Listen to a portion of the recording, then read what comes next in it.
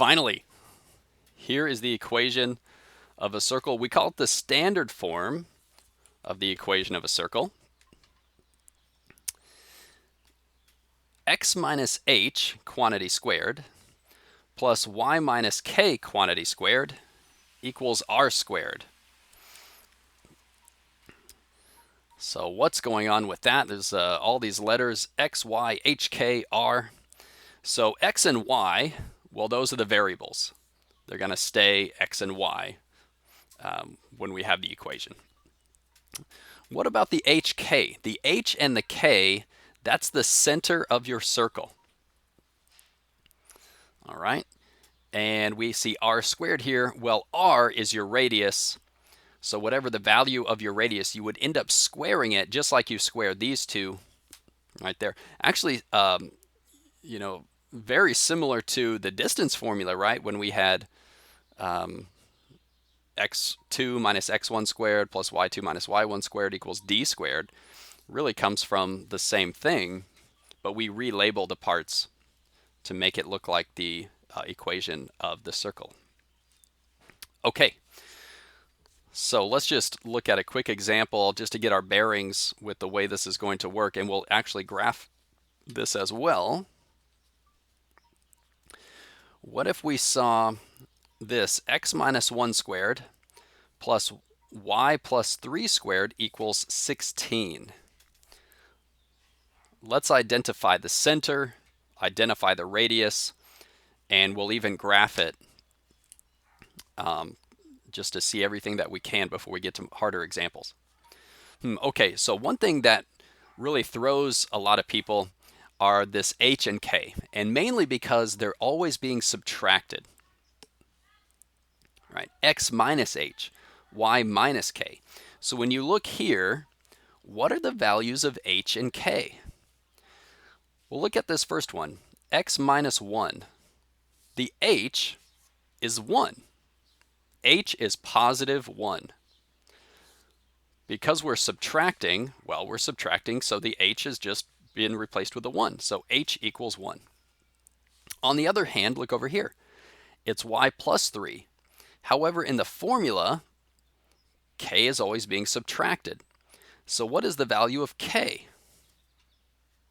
It's actually negative 3, because you want to think of this like y minus negative 3.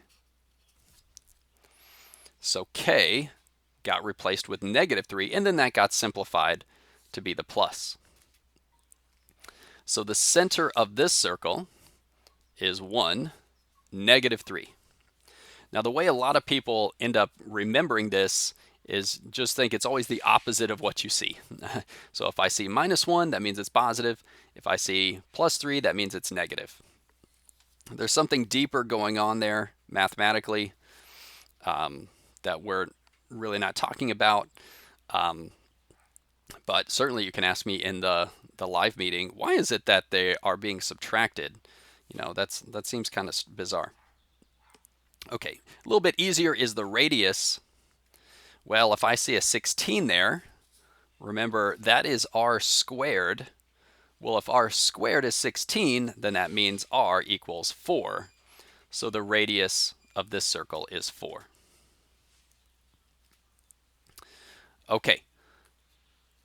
And you see my note there to graph on graph paper. So I have some graph paper right here. If we were in class, I would pass this out and we'd all graph this together. That's all right. You can draw these graphs by hand with, just an XY plane, a quick sketch. But I've got this nice graph paper that I'm going to use. On a test, of course, I would provide you with a nice grid so you don't have to freehand it. Okay, so we said, if I bring my paper back here, the center is 1, negative 3. Okay, well, there's my origin, so 1, negative 3 is right here. And the only other thing I need to know is the radius. The radius is 4. So what I'm going to do, I'm going to count 4 in each direction. So I'm going to count 4 up. 1, 2, 3, 4. To the right, 1, 2, 3, 4. Maybe to the left, 1, 2, 3, 4. And down. And then I'm just going to try and as best I can make a circle here.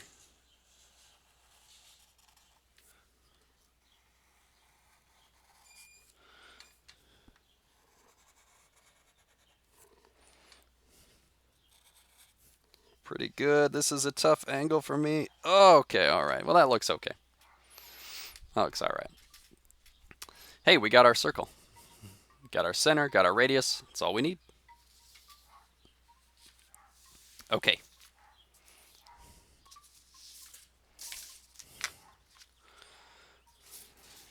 Here's another example. Besides just identifying the parts of the circle and graphing, let's tie it in with those other formulas we learned at the beginning. Here we go. Find the standard form for the equation of this circle. It will have a center at 2, 5, and it will also pass through -4, 3. Okay. It has a center at 2, 5, and it passes through -4, 3. So here's what I'm going to do. I would advise you, just by hand, get a rough sketch of what they're telling you. So I did that here. And of course, I've got more work on the side here. Let's cover that up for the moment.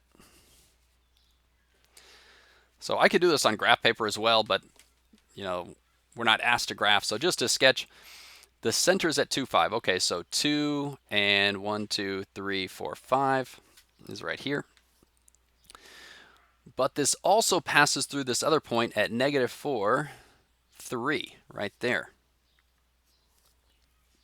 Center passes through here. So I know that the center of the circle, so the circle is going to come around and it's going to go through that point. Now, this is definitely not a perfect drawing. I think I'm way too far below compared to how far up I am, but you get the idea. Okay, once I have just kind of a rough sketch, that's really going to be helpful. I mean, for one, notice the line connecting those 2 points, isn't that the radius of my circle? So I know the center already, and I'm set up to find the radius in a moment. Okay, more on that in a sec. They're asking me to find the standard form of the equation.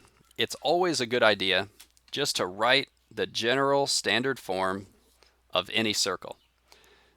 Here it's x minus h squared plus y minus k squared equals r squared.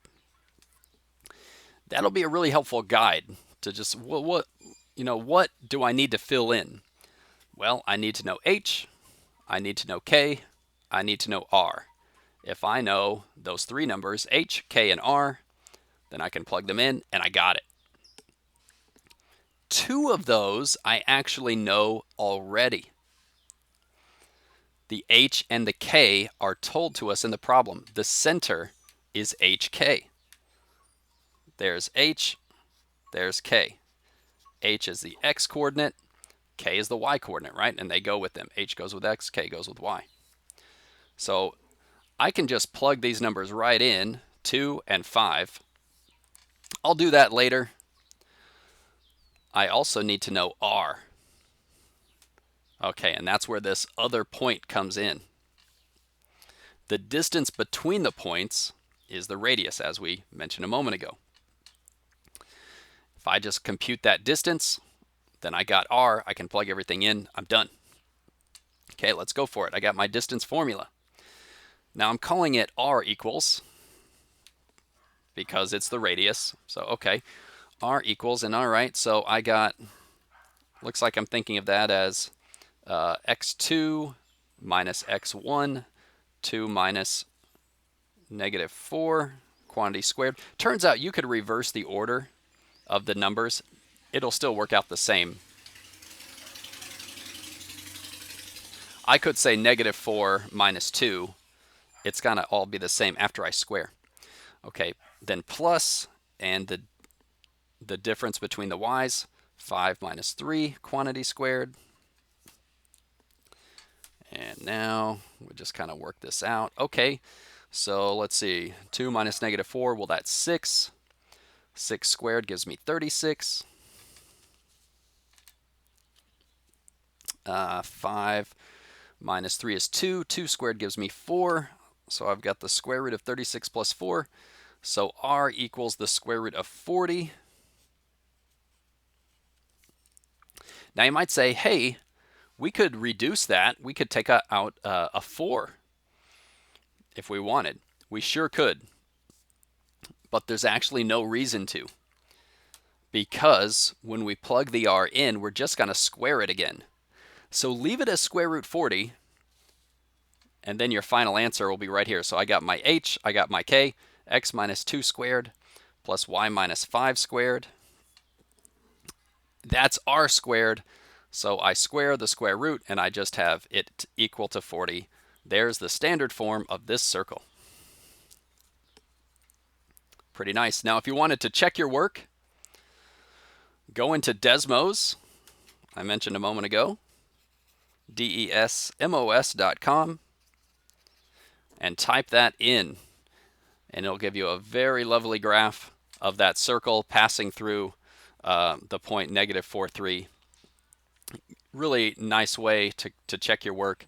And again, free online calculator, looks really, really nice. Way better than the ones that are handheld that cost $120, by the way. Okay, let's stop this video here. We'll get to some more challenging examples next.